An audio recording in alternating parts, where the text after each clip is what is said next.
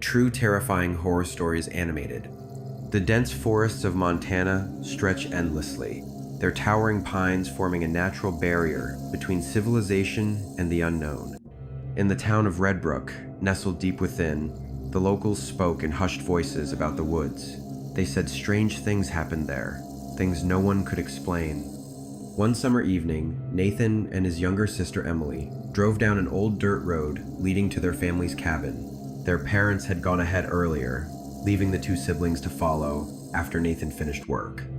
The air was thick with the scent of pine and damp earth. The sun dipped lower, casting long shadows that danced between the trees. Emily stared out the window, her fingers tapping idly on her knee. "We should have left earlier," Nathan sighed, adjusting his grip on the wheel. "We'll be fine. It's just another hour." The road narrowed, and the trees pressed closer. The farther they drove, the quieter it became. No birds, no insects, just the steady hum of the engine. Emily shifted uneasily. "Have you noticed how quiet it is?" Nathan forced a chuckle. "You're letting the stories get to you." 15 minutes later, they saw it. A figure stood on the side of the road, barely illuminated by the headlights. It didn't move. Nathan slowed the car. It was a woman barefoot, wearing a thin white dress that clung to her like damp fabric. Her dark hair hung over her face. Nathan hesitated, then rolled down the window slightly. "Ma'am, do you need help?" No response. The woman's head twitched slightly, like she was listening to something beyond their voices. Emily grabbed Nathan's arm. "Don't." Nathan exhaled sharply, pressing the gas. As they passed her, Emily stole a glance back. The woman was gone. They reached the cabin minutes later. Their parents' car was parked outside, but the house was dark. Nathan frowned. "Maybe they went out?" Emily knocked. No answer. She pushed the door open. The air inside was still. The cabin smelled off, like something left too long in the damp. Nathan turned on the lights. Nothing seemed out of place, yet an uneasy feeling settled in. He pulled out his phone. No signal. They checked the rooms. Their parents' bags were there, but no sign of them. Emily tried calling out, "Mom? Dad?" Silence. Then came the whisper, low, barely audible, weaving through the air like a draft. Nathan turned sharply. "Did you hear that?" Emily nodded, her face pale. From the hallway, the whisper grew louder. Not words, just a sound, like breath pushing through unseen lips. Nathan stepped forward. The floor creaked beneath him. The whisper stopped. A soft knock echoed from the front door. Emily spun around. Nathan clenched his fists. He reached for the doorknob. The door swung open on its own. The door stood open, revealing only darkness beyond the threshold. Nathan hesitated, his breath slow and controlled. Emily gripped his wrist. The wind outside had stopped. No rustling leaves, no distant hum of insects, just silence. Nathan stepped forward, peering into the night. The porch creaked beneath his weight. A faint imprint of bare feet marked the wooden floor, damp and fresh. Emily whispered behind him, "Close the door, now." He obeyed, locking it. His hands trembled. The whispering returned. It came from the hallway again, weaving through the house, moving closer. Nathan turned, scanning the dimly lit space. The air felt thicker. Emily backed toward the living room. She pressed her hand against the couch for support. Her eyes flicked toward the window. The glass reflected the room, their silhouettes motionless. But something was off. Nathan followed her gaze. There were three figures in the reflection. He and Emily were standing still. The third shadow moved.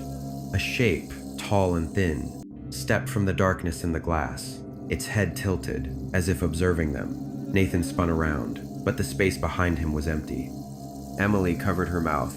Her breathing was shallow. Nathan grabbed her arm, pulling her toward the staircase. Upstairs, their parents' room was the only one with a lock. They moved quickly, their footsteps barely making a sound. The whispering grew louder, filling the house like a rising tide. At the top of the stairs, Emily reached for the bedroom door. The knob wouldn't turn. Nathan pressed his shoulder against it. It didn't budge. Something shifted at the bottom of the staircase. A figure stood there, barely visible in the dim light. Emily pounded on the door. Her voice was barely a breath. "Please." A soft click. The door opened on its own. They stumbled inside, slamming it shut. Nathan locked it. The room was dark, the curtains drawn. The air smelled faintly of their mother's perfume, but the bed was empty. Emily turned on the lamp. The warm glow barely reached the corners. She clutched Nathan's arm. "We need to get out." Nathan nodded, but his focus was on the closet door across the room. It was slightly open. A shadow moved inside. Nathan reached for Emily's arm, pulling her back. The closet door was open just enough to show the darkness inside. No movement, no sound, but something was there. Emily held her breath. Nathan moved toward the door, careful not to make a noise. His fingers trembled as he reached for the handle. A whisper brushed against his ear, not from behind, from inside the closet. Emily grabbed his wrist. "Don't." Nathan hesitated. Then, the door moved on its own, swinging open. The darkness inside was absolute. No shelves, no clothes, just emptiness. A void. The whispering grew louder. Emily stumbled back, knocking over the lamp. The light flickered, then died. Footsteps echoed from inside the closet, slow, deliberate. A figure stepped forward, its face just out of view. Nathan moved toward the bedroom door, but it was locked again. He twisted the handle, pulling hard. Nothing. Emily pressed against the wall. The figure stopped at the threshold of the closet.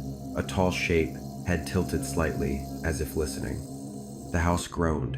The floor beneath them shifted, the wood stretching and creaking. The walls felt closer.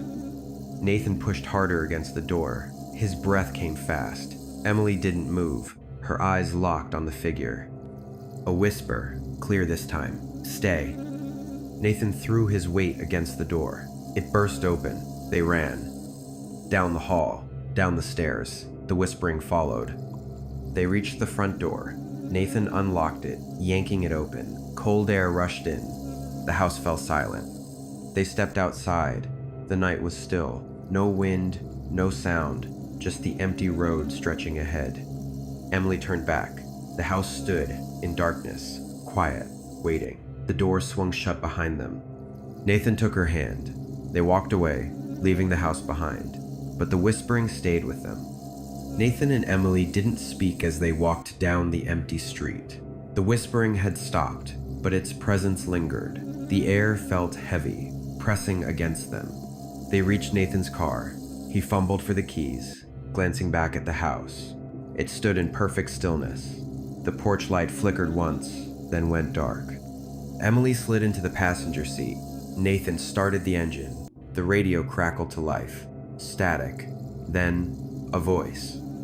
Not words, just a low murmur rising and falling. Nathan turned the dial. The voice didn't change. He switched it off. The car felt too small, the night pressing against the windows. They drove in silence. The road stretched ahead, lined with trees. No other cars, no streetlights, only darkness. Emily shifted in her seat. We're not alone. Nathan tightened his grip on the wheel. The rearview mirror reflected nothing but shadows.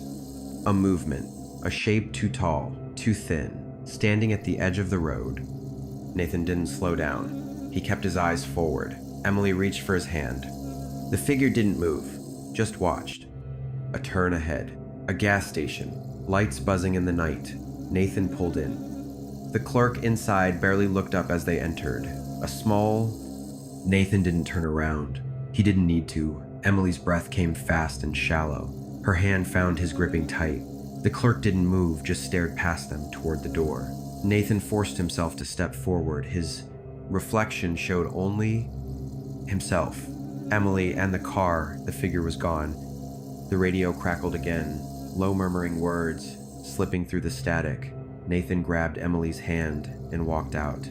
The air felt heavier. The streetlights flickered, once then died. They got into the car. Nathan started the engine. The headlights cut through the dark, illuminating an empty road. He pulled out onto the highway. Emily watched the rearview mirror. The store faded into the distance.